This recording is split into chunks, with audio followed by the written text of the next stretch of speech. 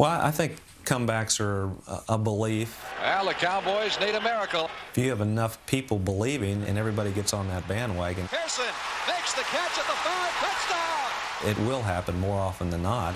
Once you believe it. It is the receiver. Time. We got 39. 8 weeks ago, we stood in this same spot. Getting a 7 points here. All 6 of you worked your tail off. 5 seconds left. 4, you dreaming? 3, number 3, Brett, number 3. 73. 2 pushing 2 weeks.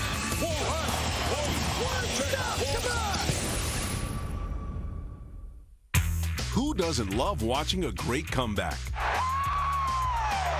What a comeback. That's as good as watching football gets. We're meant to win this game. Yes. You can usually tell when a comeback's going to be successful even before it's finished off. Anytime there's a comeback, it's coinciding with a come apart. We are in the midst of a meltdown of classic proportion. When you blow a lead like that, it affects the way you think of yourselves as a team. We've got to be the dumbest team in America. You're capable of being that bad. That's what you think when you're walking off the field after a loss like that. And we let him off the hook.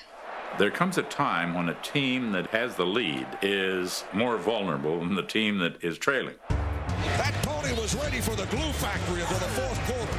Part of the lore of the great games, and that so many of the great games are legendary because they take a weird twist. Just another bad snap. Something happens that shouldn't happen. It's no good. A call goes a different way, You got a flag, though. and it creates a memorable experience that would not have been there if things had gone maybe according to what you might call form.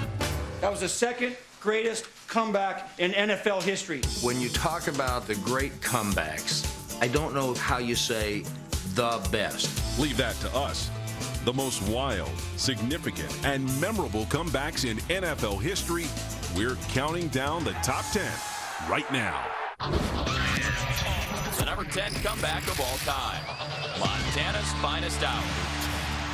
I think that was Montana's finest hour. It's one of the great performances of just pure strength. This guy is a god amongst men. Good afternoon, everybody. This is Joe Starkey at Veterans Stadium in Philadelphia. Is this the team of the 80s against the team of the 90s today? It wasn't the 85 Bears, but it was the 89 Eagles. It was Buddy Ryan. They were like the town itself. They were rough, tough, and they would beat you up. And here came the Niners with their golden boy. The Niners were defending Super Bowl champs. Our number 10 comeback from 1989 featured a matchup of two very different head coaches. George Seifert was a cool Californian, fit, tan, the swept back hair. Buddy Ryan looked like kind of a roly-poly guy you'd meet in a bar, trying to whip up his defense and send them on all these crazy blitzes. Set the tempo. Buddy Ryan, oh man, here, loose cannon. Who knows what he's going to do? He might punch somebody out on the sidelines, which we saw, actually. He's a heck of a coach. Just acts like a jerk sometimes. The Eagles soared for much of the game. Floats it for the end zone. Touchdown, Jimmy Joe! And kept putting Joe Montana on the ground. Reggie White in that game was a terror. He's sacked. Reggie White. Not only were there 8 sacks on Montana, but they were hitting him constantly. After he'd throw the ball, he got hit. The big thing was they were shutting our running game down. They're not even pretending to go with the running game. So it's tough when they know that we're going to throw the ball every time. They've got their ears pinned back, and they're coming rushing the passer. It got so bad that those of us that were in the press box were saying, Seifert's got to get Montana out. I always go back to the great Bob McKittrick, the 49er offensive line coach, who felt so bad that Montana was getting beat up. Flag is down, so's Montana. That he said he did something he'd never done before. He went up to Montana at halftime and apologized to him personally. And that's one of the safety. And Joe simply said, "It's okay. We're going to win." He threw a touchdown pass when the Niners were way back in that game in the second half. And as he did, he got hit, and he bruised his ribs. And breaking loose and going to go all the way. Taylor will go. It's a touchdown for the 49ers. He's clearly hurting. They wrap him up. Goes back on the field. And the fourth quarter, he throws 4 touchdown passes, 3 in the last 6 minutes. Though San Fran never trailed by more than 11, Montana's ability to bounce back from a Philly-style beating has this comeback at number 10. He's got Jones! Touchdown 49ers! To me, that game is just quintessential Joe Montana. Rice has got it! Touchdown 49ers! I've seen Montana play a ton of games, going all the way back to Notre Dame. I saw all of his games with the Niners, Super Bowls, everything. His third Super Bowl MVP award. But I don't think I ever saw Montana play better than I saw him play in the fourth quarter of that game against Philadelphia. Hall of Fame quarterback John Elway had a flair for fantastic finishes. His most memorable coming in the 1986 AFC Championship. The snap to Elway. The throw. Touchdown to Mark Jackson. They were preparing the post-game celebration in the Browns locker room, and then all of a sudden they had to take it to the Denver locker room. NFL fans, we going to the Super Bowl, baby. Yeah. But it takes more than a dramatic drive or a historic moment to make this countdown. Fires it downfield, and there's a collision. That's caught out of the air. The ball is pulled in by Franco Harris. Harris is going for a touchdown for Pittsburgh. The immaculate reception failed to make our list. The immaculate reception. Who gave it that name? Immaculate deception. What it is. But just minutes after Franco Harris's catch, the other Bay Area team faced a familiar foe in a game that did crack our top 10. The number 9 comeback of all time. Dallas beats San Francisco in the 72 playoffs. One of the most breathtaking comebacks they've ever had. 49er coaches had already come out of the press box because they thought the game was over. It was our ball game until this guy named Roger Staubach comes into the game. For the 49ers, the Cowboys have become a bitter playoff rival. After having lost to Dallas 2 years in a row in the NFC Championship game, we really thought that we were on a path to go past the Cowboys. The 49ers had a fast start in our number 9 comeback. This San Francisco team is higher than a kite now. While Cowboys' miscues revived a quarterback controversy. Morton is not connecting, and Roger Staubach must be waiting in the wings. Roger was slated to be the starting quarterback. He had taken the team to the Super Bowl the year before. Staubach drops back to pass. The end zone, touchdown! It's the hammer, Mike Ditka. I separated my shoulder early in the year, so I didn't get a chance to play very much, but I did get back towards the end of the year. A lot of people thought Morton was much more the classic NFL quarterback, great pocket passer, beautiful form. Tom, I believe, felt more comfortable with Craig as his quarterback. But at a certain point, you realize you need somebody to make something happen now. Craig Morton had stayed in the game, we win. Down 15 late in the third quarter, Coach Tom Landry changed history when he changed quarterbacks. The 49ers started blitzing us, and Roger started picking up, making some plays. Roger Staubach very calmly, coolly on the move. Shoot, I had nothing to lose. I was trying to make up for my whole season in that one game. The clock showing a minute 35. Dallas must get it in a hurry. Staubach looks and throws. Touchdown into the end zone. After Tony Fritch's reverse onside kick, Dallas kept rolling.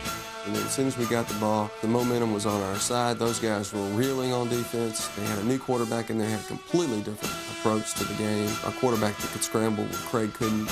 We just didn't finish the game. And I still think it might have been a little psychological. You know, it's the Cowboys, and we just didn't quite know how to put the I think their bench is an indication about how they felt about the game. I don't think they felt they deserved to beat us, but they found a way to do it. I still to this day say we were a better football team. The Niners may not like it, but that game marked the birth of a hero. When Roger Staubach came off the bench in that game, it really defined Captain Comeback. And a beautiful pinpoint pass by Roger Staubach. Staubach had it, and it made for a legend. Touchdown! The Dallas Cowboys are the champions of the National Football League. The number 8 comeback of all time. The 49ers come back from 28 points to beat the Saints. In 1980, there was little reason to check out a Week 14 matchup between the winless Saints and the 5-8 49ers. Go back and look at the attendance of that game. I bet Candlestick was half full. Nobody went to Niner games in those days. Nobody. Even though we weren't very good, we kind of went into that game thinking we should be victorious here, and we just overlooked them a little bit. The overlooked Saints overachieved in our number 8 comeback of all time, taking a 35-7 halftime lead. The 49ers made a total of 21 yards in the first half. The New Orleans Saints on the verge, perhaps, unless a very dramatic comeback by the 49ers, of their first win of the season. At halftime, the last thing the defensive coaches told us, they said, remember, no long plays. Wouldn't you know it, the first play of the second half, Montana hit Clark for about 40 yards. And you can almost feel the bubble burst on that one play. Joe Montana gets the offense going. And we just started scoring points in that second half. Joe Montana's legend began as he led San Fran to our number 8 comeback. Well, I said at the start of the second half, this was either going to be one of the greatest stories in 49er history or a very terrible football game. It is approaching being one of the great stories. Elliott trying to find some room. He does. He goes in for the touchdown. Montana to place the ball down. It is high, placed down. It's kicked. It is long enough. It is good. Ray Wersching with the greatest comeback the 49ers have made. It was the biggest comeback in NFL history. But it was more significant for what it led to, because that was the beginning of the coming of age of that 49er team as we came to know it in that decade. That's a good win, huh? It was great for this team. I'll tell you, great for this franchise. All right. And from that point on, they became a Super Bowl team and then a legendary team. Plenty of great comebacks just missed making our cut. The Cowboys not dead yet. In 2007, the Cowboys scored 9 points in the last 20 seconds for a shocking win in Buffalo. The kick is good. 53 yards. In 2014, the Cleveland Browns found themselves trailing the Tennessee Titans 28-3. But the Browns responded with 26 unanswered points. Porter's got nowhere to go. He's in trouble. Up in the pocket. Now he fires down the middle. Benjamin caught it. Touchdown. A minute and a half left to go. 28-22 Titans. Here's Hoyer with the ball. He's looking. He fires. Benjamin caught it. What a job by Benjamin to get his tootsies down. The 25-point comeback on the road is the largest in NFL history, but not enough to make our list. The number 7 comeback of all time. Arizona blows the lead. Dennis Green blows his top. I had limited schooling. I'm not a real bright guy, but I do remember comebacks like that. That was the defining moment of the 2006 Super Bowl Bears. It was a big showcase for Arizona, the brand new shiny stadium. It's our house, man. Let's go. They hadn't been on Monday Night Football in a long time, so they were really building this thing up. Are you ready for some football? Kick left. Go. In just his second NFL start, rookie Matt Leinart hit 9 of his first 10 passes, including a pair of touchdowns. That's easy, man. They just sit there. They're blowing them off the ball. It was Matt Leinart's night that night. It wasn't Rex's. 7-step straight drop. Guns it far side for Muhammad. It's underthrown, picked off. The Bears were horrible. Rex Grossman, 6 turnovers. And that was the beginning of good Rex, bad Rex, I guess. 20-0 lead at halftime. It did not feel right. All of us were surprised. I mean, all of America was surprised. Not everyone was surprised. The 2006 Chicago Bear team is exactly who we thought they were, which is a one-dimensional team. With Chicago's offense mustering just 3 points the entire game, it was up to the Bears' D to make our number 7 comeback a reality. There's some defensive players on that team that took sort of a sick satisfaction in the fact that they have a quarterback so bad and we're going to beat you anyway. Go. And they did. Ball is bouncing around. Picked up on one. Touchdown, Chicago. Ball's out, and it's picked up by the Bears. Running it. Are you kidding me? Touchdown. Defensive touchdown. Number 2. Don't kick to Devin Hester. Do not. What happened? They kicked him. Bingo. He's got room 30, 35-40, 45 to the outside midfield, 45-40, and the punter to beat. Touchdown! Your Bears have taken the lead, 24-23. What were they thinking about? Do you know what they were thinking about? It's unbelievable. Never seen anything like this. And I thought once Hester scored, Do the Cardinals have enough time on the clock to come down and try to kick a field goal? Leinart took him down the field and put him in position to win with a 41-yard field goal attempt. And Neil Rackers is going to kick this field goal in 2005. And he might have had the best year a kicker's ever had. Rackers hit a record-tying 40 field goals in 2005, but this was 2006. Racker's kick is up. It has the leg. Racker's kick is no good. Ah! Unbelievable. Yeah! Hey, you deserve to win that one. Good game. It was an instant classic that no one expected, but what made it even better was the classic post-game rant by Dennis Green. That was one of the most amazing meltdowns I can recall. The Bears are who we thought they were. Came unglued, didn't he? That's why we took the damn field. Frothing at the mouth. Now, if you want to crown them, then crown her. Even though I did not understand at the time what he meant, I could understand the frustration in the room. Totally understandable. But they are who we thought they were. I thought the same way he did. And we let him off the hook. He let us off the hook. He made the Bears season. Thanks, Coach. My doctor was very happy. The next day he called me and said, you know what? After that kind of game, me blowing up like that was a very good stress reliever. And my wife agreed. The number 6 comeback of all time, the Monday Night Miracle. And that was the first year post-Marino, and you had a journeyman quarterback like Jay Fiedler leading the team. In 2000, there were many new faces in Miami, but the Dolphins still had future dancing star Jason Taylor. Hey, Jason! You're nothing but a pretty boy. This dude been talking since we got out here. It was Miami who quickly turned our number 6 comeback into a laugher, opening up a 23-7 first-half lead. Away from Frost. He's at the 40 and going down the sideline. Touchdown, Miami! Having fun, baby, especially when it's like this. Oh, I love this game. And to blow that game in the second half really was unfathomable. They ain't coming back on us. No, come on now. No. While most folks chalked it up as a blowout, at least one fan sensed a comeback. Tell you one thing, Wayne Krupek is going to pull it off. I think as usual, the Jets are going to come from behind. You will see.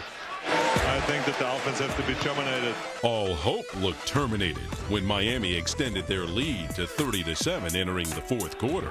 And with a whole quarter to go, this game is over. And you saw people leaving the stadium. Oh, they heading for the exits, though.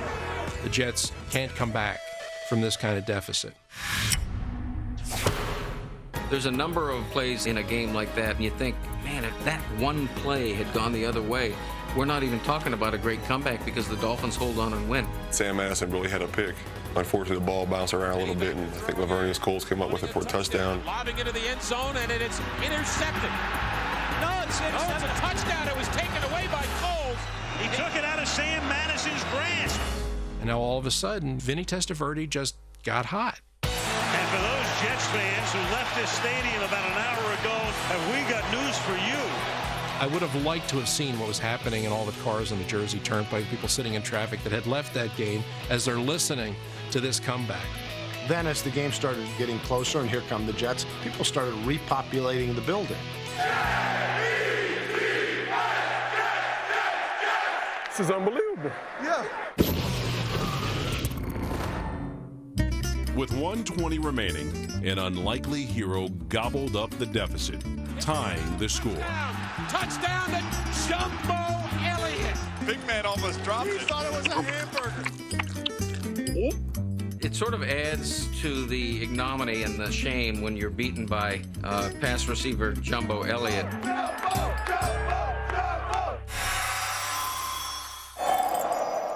In overtime, a Jets interception put New York in position to win our number 6 comeback of all time. From 40 yards. It's on its way, long enough, high enough. It's good, and the Jets win in overtime. An improbable comeback after trailing 30-7 going to the fourth quarter, when yours truly said this game was over. I got to be honest with you. I went to sleep on that game. It was over at 1:30 in the morning. I missed that comeback because I thought the game was over. What are you going to do? Sometimes you get burned. And now, the number 5 comeback of all time, the wildest ever wild card finish. Oh, that was one of the great football games I've ever seen. Clearly, it was a wacky game. It was a game for the ages. No strangers to the playoffs, the 49ers hosted the Giants in a 2002 wild card bout. Woo! Hey, I love this, baby. I love this. But these weren't your grandma's Niners. It was a different time. It was a different era. Steve Young was gone. Montana was gone. This was a Jeff Garcia team. Krispy Kremes. Let's get a box. But it was the Giants QB, Kerry Collins, who had the sweet start. Collins over center. Short and set. Lobs it left. Looking for Toomer. He's got it for a touchdown. We're not stopping, Shock. Kerry Collins and Amani Toomer was like they were playing flag football. Touchdown! Wow. I mean, can't lose. Giants might score 60. Off to Tampa. Let's take on the Bucs. You can't lose a game like that. Their crowd was about ready to go shopping.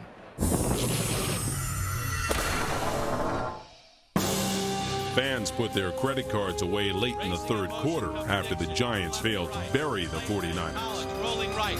Pumps, looks back in the end zone. Shockey drops it. David caught that pass. It would have been all over. I think from right there on, they had 3 points. And from there on, it's like the whole momentum just switched. It was just that glimmer of hope that it gave Candlestick Park. And Jeff Garcia just got hot. Garcia led San Francisco to 25 unanswered points to take the lead. They've really got some momentum developing now. Straight back drop, has time, throws for the end zone. Caught! Touchdown 49ers, tie streaks! The Giants have squandered a 38-14 lead. And it looks like they finally got the game. You're still worried about the fact the Giants still have enough time to save this. The snapper for the Giants was a guy named Trey Junkin, who had just signed that week. He'd come out of retirement to do it. 1,400 and almost 60 snaps now. I've had 2 that have landed at the toes of the punter. So Trey Junkin's been sitting on the couch watching the NFL all year long. Ready for the snap by Junkin. Here it comes. It's a bad snap. And now they're going to have to try to throw for it. Matt Allen can't get it down. He's trying to throw it. He just heaves it downfield. There's a Giant there. It's incomplete.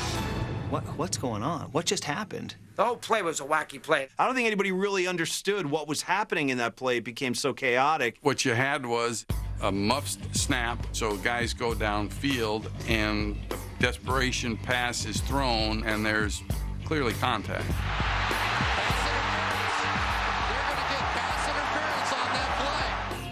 My first reaction was, that's pass interference. It was pass interference.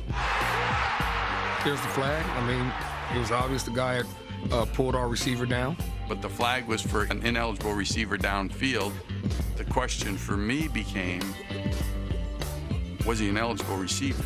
I went to the replay booth. At that point, obviously, I saw that the receiver who was downfield was eligible. So it should have been pass interference. The next day, the league comes out and says, yes, the official blew the call.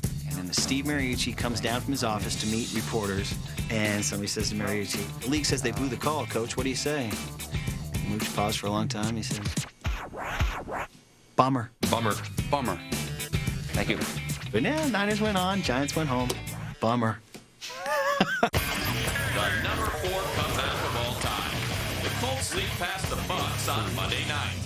In my opinion, it's the biggest comeback ever in the history of the National Football League. Makes my list as number 1. Going into the game, the storylines were enormous.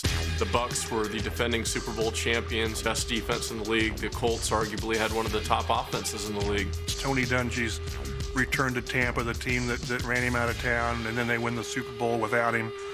I hate to spoil Dungy's homecoming. Round 50, set. Dungy's 2003 homecoming included 21 unanswered points by the Bucs in the first half. 21 net. It's over for me. There before our eyes, all the interest in the game, all the hype, it just unraveled. It was a runaway. You guys got a good team, man. Really, y'all do. No, don't stop saying that. No, seriously, it's early.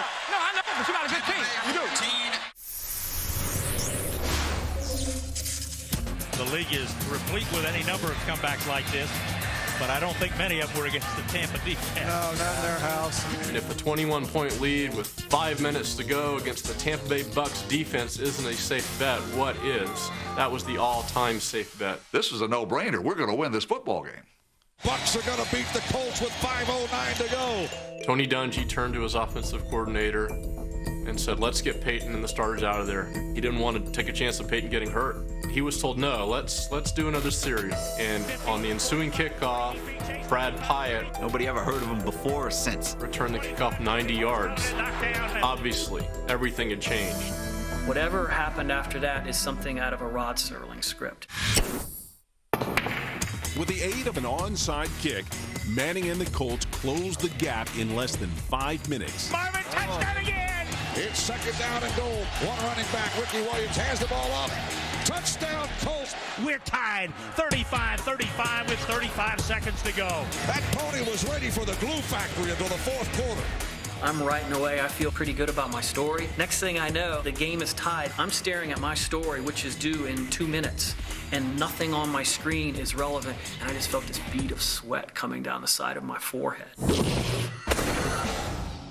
When the game went to overtime, the Colts had an opportunity to win it with Mike Vanderjagt's field goal. The league's best, the most accurate kicker in the National Football League. This guy was Mr. Automatic. And it comes down to a 40-yard field goal attempt. Here's the kick. It's a floater. It's a floater. It's a floater. It's no good. We got a flag, though. Now, what is this? I'm like, there it is, and you hear the word leaping. Leaping. Leaping. Leaping. Leaping. A lot of people, I'm sure, had never heard of leaping. You know, leaping. This penalty hasn't been called since 1938. Well, the leaping rule states if you're more than a yard off the line of scrimmage, you cannot run forward, leap, and land on players. Was it the right call? Technically, it's right, you know, because he did graze the player on the way down. But if you graze a player on the way down and land on your feet, that's not one that we want called. 29-yard field goal for the most accurate kicker of the league. No way you can be missed 2 in a row. I would have bet my house on the first one. And on the second one, I was like, you know, am I going to be homeless forever? 29-yard field goal, you're thinking, this is a gimme. Snap, hold, and he pushes it. You can see it's going right, and it gets just tipped at the line of scrimmage, probably enough to redirect it back into the upright. God! Colts win in overtime, 38-35. It just sort of was an appropriate ending to a wacky game. This is a fourth quarter comeback that is unlikely as any you've ever seen in this league. No team had ever come from 3 touchdowns behind with 4 minutes to go in the game. That's an NFL first that has still never happened. One postseason thriller that just missed our list of top 10 comebacks featured Cleveland opening up a 24-7 lead in Pittsburgh. Touchdown! Give you an opening next week, baby. But the Browns didn't count on touchdown Tommy Maddox. It's caught for the touchdown. The Pittsburgh Steelers come back from all odds. In the 2006 AFC Championship, Peyton Manning erased a 21-3 lead against the Patriots. The one Manning quarterback sneak touchdown! Before leading the Colts to a world title. The Colts are world champions! But that wasn't the Colts' most remarkable playoff comeback. The number 3 comeback of all time. The Colts use a little luck against the Chiefs in the 2013 Wild Card playoffs. 20 years, 2 decades. It has been a long, long time since the Chiefs have won an NFL playoff game. It looked like their long, long playoff drought, which I think dates to 1993, was about to end. The Chiefs did almost all they could to end that infamous streak. It is caught by Ball! Touchdown! Alex Smith threw for almost 400 yards and 4 touchdowns, capitalizing on the Colts' early mistakes. He's got Donnie Avery down the field! Goodbye, Colts! Here they are, blowing out the Colts on the road. There were more Chiefs fans in red making a whole lot more noise than any other road crowd all year. This has been the worst performance of the Colts all year long, bar none. I was disappointed in myself, angry. Stop throwing interceptions, stop making stupid mistakes. He throws to the sideline, picked off again. And I really felt like I was letting the team down. Alex is going to try to run. The Colts force him in. He throws a touchdown pass out of the backfield to Niall Davis.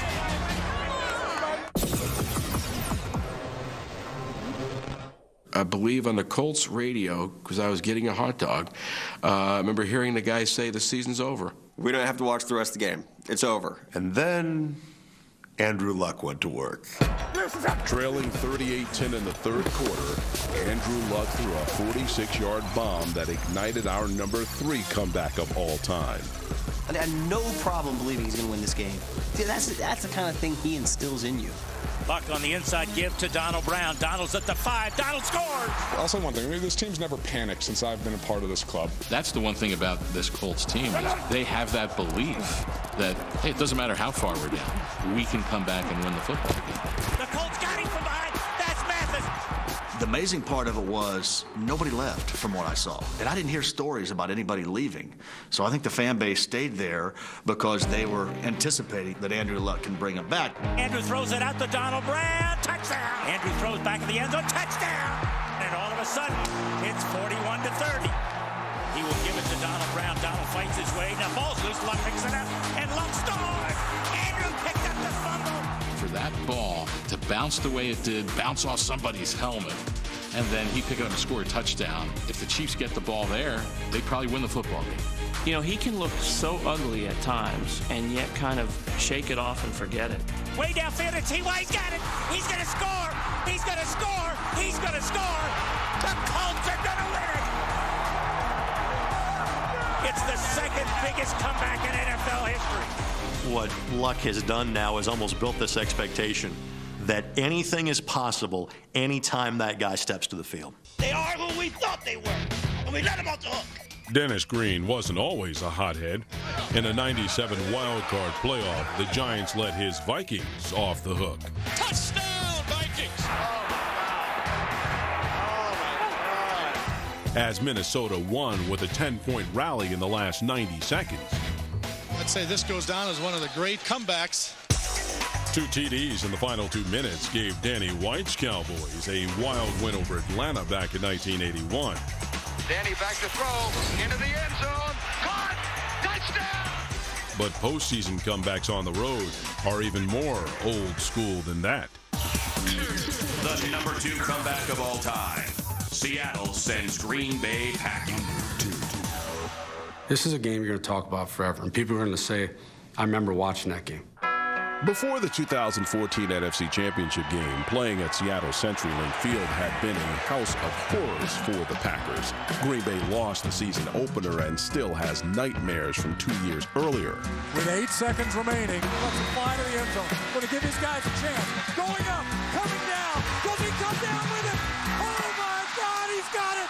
The championship game started as a dream scenario for Green Bay. The Packers scored the first touchdown of the game and forced 2 Seattle turnovers, but Green Bay settled for field goals and only a 16-point lead going into halftime. Mike McCarthy opted to go for pretty much back-to-back field goals. I knew that was a huge mistake. He felt that he was playing a team in Seattle that was not going to score a lot of points. At some point, somebody should have gone over to Mike McCarthy and told him about this thing called the end zone and trying to get into it. 3 points instead of 7. That set the table for the comeback. Still being shut out in the third quarter, Seattle turned to special teams for an offensive spark. It's a fake, John Ryan. Where is the first line? He's been through. He's got a man in the end zone. It is a touchdown. Seahawks, are you kidding me? The first touchdown that the Seahawks put on the board was a fake field goal. That's how terrible things were. Russell Wilson's 4th interception looked to seal the win for Green Bay, but with 2 minutes remaining, Seattle cut the lead down to 5. Enter Brandon Bostic and the Packers' hands team lining up for a Seahawks onside kick. There it is. Seattle has a chance. The Seahawks got it. People are going to remember that onside kick. So unfortunately, people are going to remember him dropping that onside kick, but I will say this. That's just one play in that football game. Marshawn Lynch made his impact on one play, rumbling for a 24-yard score to give Seattle the lead. They allow the touchdown to Marshawn Lynch, the 2-point conversion. You talk about a Hail Mary from the 2.5-yard line. It's going to be the single most underrated play in this comeback's lore. Russell's going to roll right. He looks, man in his face, still looking. Going to throw it up in the back of the end zone. He's got a shot at it. There's Luke Wilson. He makes it catch for the 2-point conversion. Can you say comeback? This will be the largest second-half comeback in conference championship history. Once they got that, I said the Seahawks are winning this football game. A Green Bay field goal sent the game to overtime, but Russell Wilson made sure the Packers offense never saw the ball. Russell out of the shotgun. Russell takes the snap, drops back. He's got a man. The ball is caught. Game over, baby. Touchdown. The game is over. The Seahawks are going back to the Super Bowl. Easily Seattle's #1 win in the history of a franchise. It's a Super Bowl winning franchise. That is the worst loss in the history of the Super Bowl era. And now, the #1 comeback of all time. The Bills stampede the Oilers. That's the picture that goes next to the word comeback in the NFL dictionary. I thought we had a chance, about the same as winning the New York lottery. Everything that they got, we gave to them. Greatest comeback in playoff history. Entering the 1992 season, the Buffalo Bills had lost back-to-back Super Bowls. Going deep. He's got Clark. Touchdown. Washington Redskins. And in the regular season finale, Buffalo's AFC reign appeared to be over. Now down the middle. Touchdown. Not only did we lose, but we lost Jim Kelly. And so here we are in our quest for our 3rd AFC championship. We just got beat real bad in Houston. And so here we go, having to play a wild card game. 1, 2, 3. In a rematch the following week, Warren Moon and the Oilers' run-and-shoot offense came into Buffalo with guns blazing. There was no game in the first half. The Oilers owned that game in every possible respect. They looked like an offense that wasn't going to be stopped. They can't stop them. You know that. You don't play a better first half of offensive football than the Oilers have just played.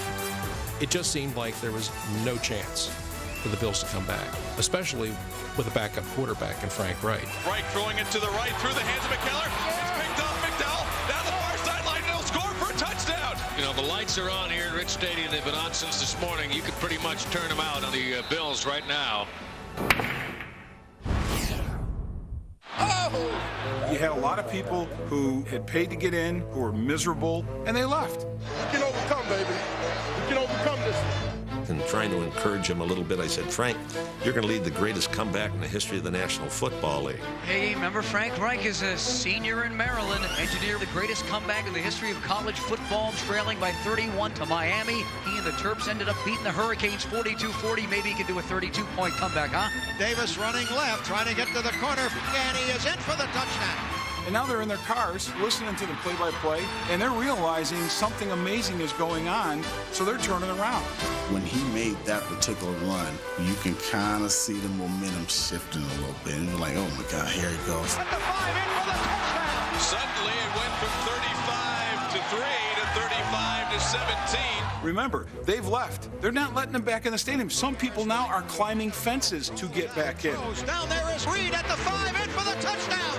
As this game swung, like a tidal wave here at Rich Stadium. We can't stop it. We can't stop it. And you heard all these stories of people trying to get back in that stadium to witness this historic event. Reed, touchdown.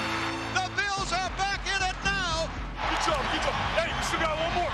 Still got to get one more. Back to throw. He looks, he throws. Touchdown. The Bills have scored to take the lead with 3:08 to play in the game. They don't want it, baby. They don't want it. While the Bills erased a 32-point deficit, the Oilers imploded. And the only thing a player can honestly come to a conclusion of is that my head is not in the game. I choked, in other words. Come on, and their fate was sealed in overtime. Bills can win it here. Wright puts it down. The kick is on the way, and it is good. And the Bills have won it. The Bills have won it. They win it 41 to 38. Incredible. What a comeback by the Bills. There was shock. There was still that sense that I really see this happen. At any point in time, can somebody please just wake me up? There's no way that these guys could have come back and beat us. We went in the Oilers dressing room, and it's almost like they'd all had frontal lobotomies, and they were sitting there like vegetables. Everyone in Houston, after that comeback victory by the Bills, said, we're going to put a lot of smog in our air, and we're going to become the fattest city in the universe. That's what the game is all about, those moments like that. Our list has poetry in motion. Rice has got it! Touchdown 49ers! And passionate prose. We didn't quit! We did not quit! But this countdown of the top 10 greatest comebacks hasn't satisfied everyone. Disbelief. Total disbelief. Racker's kick is no good! And we let him off the hook! Touchdown, Jumbo Elliott! There can be disagreement on what did and didn't make our list. It's incomplete! What's going on? What just happened? Leaping! Yeah, leaping. But everyone agrees on two things. The Bills belong at number 1. It is Fandemonium here at Rich Stadium. And in the National Football League, no lead is safe, period, bar none.